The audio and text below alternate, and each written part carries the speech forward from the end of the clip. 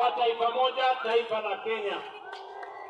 Na mambo ya maendeleo hayatagawanywa tena kwa misingi ya ubaguzi.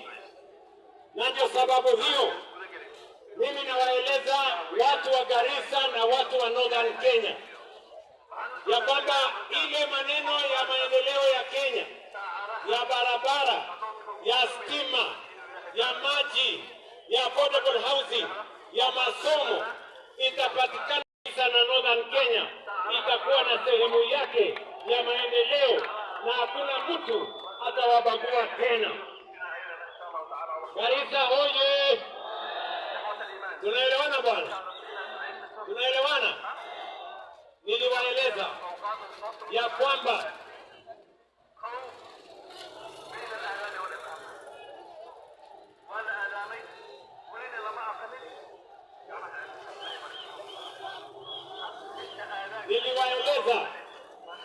tunaelewana jameni?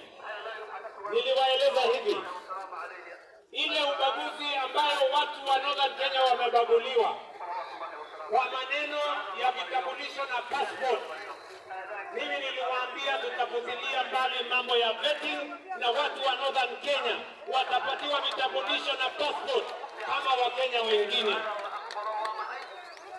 Garissa hoye! Tunaelewana bwana?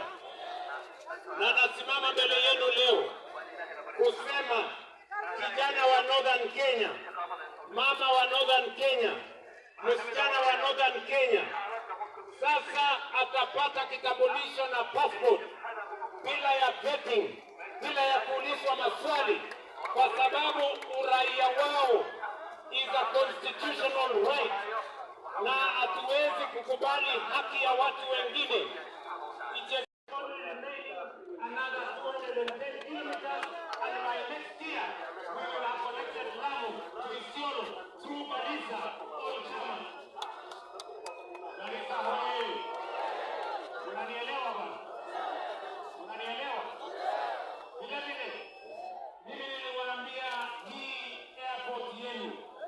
Tunatengeneza upya, si ndio?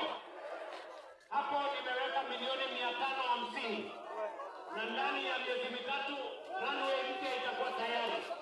Mtakuwa mnatumia airport mpya ya hapa Garissa, kwa sababu you deserve an airport just like any other part of the Republic of Kenya. Garissa hoye! Garissa hoye! Sikizeni bwana. Kwa program yetu ya affordable housing tumetoa pesa bilioni 18 kwa Garissa County. Hapa tunajenga affordable housing, hapa tunajenga masoko, tunajenga hostel ya vijana wetu wanaosoma shuleni. Nimetoka hapo Garissa University, tunajenga hostel ya vijana 1,700 na hostel katika Tibet na hostel